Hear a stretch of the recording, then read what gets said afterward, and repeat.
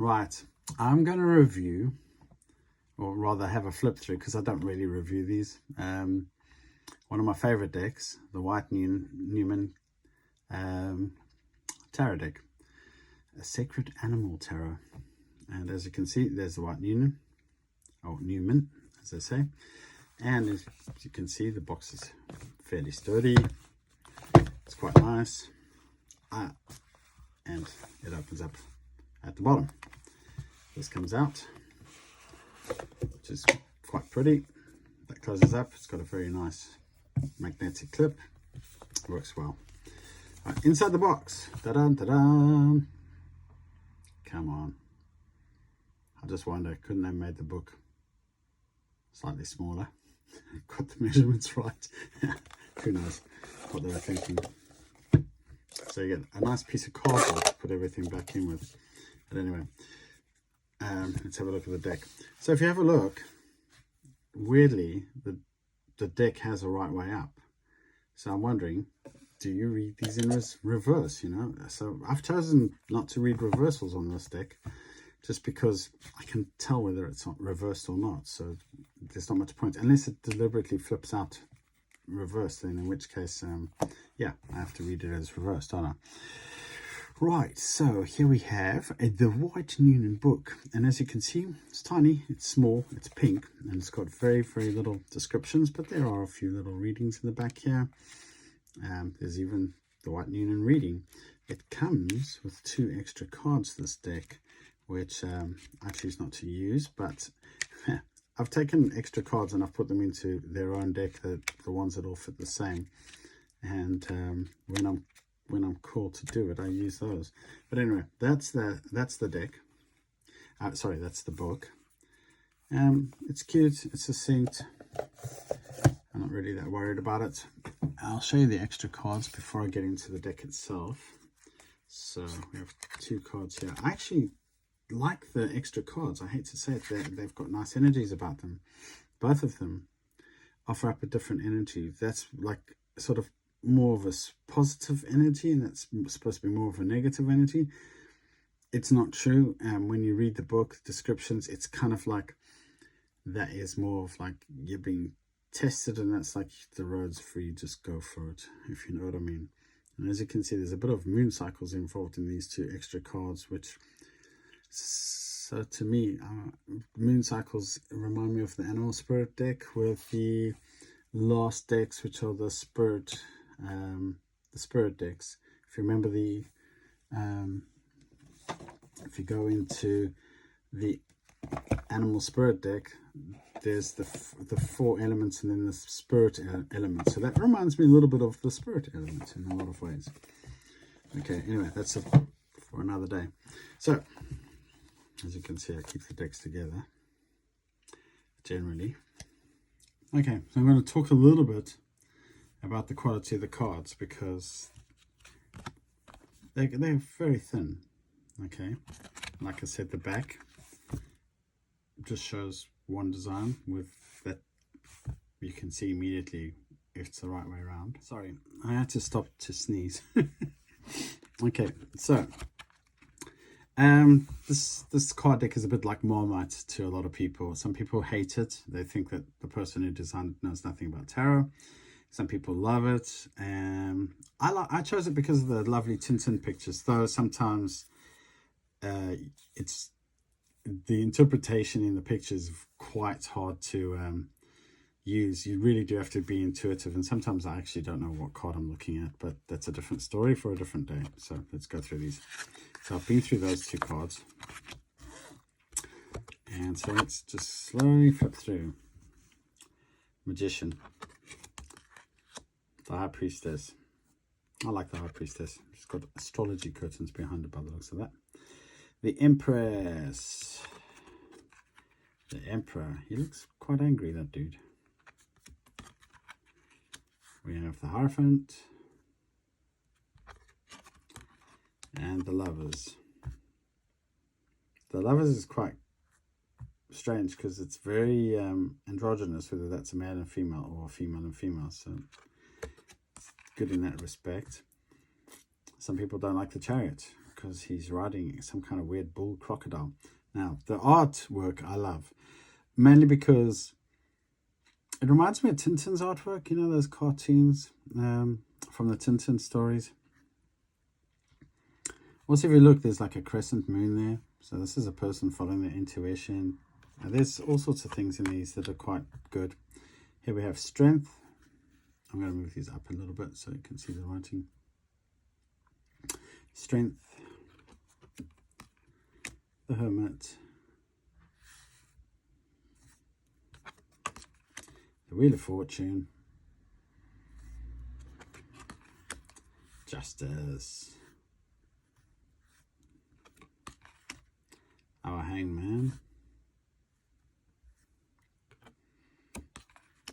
Death. Reminds me of Death riding Binky. Temperance. Yeah, she looks like she might have been drinking some of that alcohol. And the Devil. Yeah, she does look a little bit beaten up and untrustworthy. The Tower is a different card entirely. I mean, the Tower sort of reminds me of the Three of Swords. And when I first started using this, I actually thought it was the Three of Swords. But yeah, no, definitely heartache and pain in that one. The Star, that's quite a nice one. The Moon. I'm not too sure where the moon is in that one, but anyway, you have to interpret. And the Sun as well, an odd one. That person is going to get sunstroke. They're overdressed for the desert, that's for sure. But that's the joy of this, is its interpretation. Judgment and Le World. So Pentacles, all the cards start off with a very similar Pentacle card. Everybody wants this Pentacle, and you're getting it. That's kind of the theme of it, which I like. Two of Pentacles, juggling. The Three of Pentacles, Four of Pentacles. Oh dear, Five of Pentacles. 6. Like I say, he's still got a scale with him, so there's still that thing in there. You're looking for the symbolism in a lot of these. 7 of Pentacles. Something's growing, but it looks like it could be the carrots in the ground, but also his relationship with that weird oxen creature. 8 of Pentacles. I'm not too sure what he's working on, but anyway. 9. Similar theme, really, to be fair. There's a fair bit of Rider-Waite in this. And then the 10. And as you can see, that's a team. Our Page. Our Knight. Our Queen with her generosity. And look, I like the 1920s theme, like dress and everything. It's quite lovely. Yeah, but our king switched phases and turned into something in the 17th century, so there you go. Yeah, I don't know why I've got cups starting there. Give me a moment. Okay, we're back.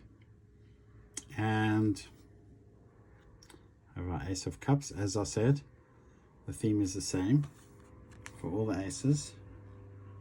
We have 2 people sharing their cup of love, as it were. 3 of Cups. Our 4 of Cups. Our 5 of Cups. Our 6 of Cups. 7.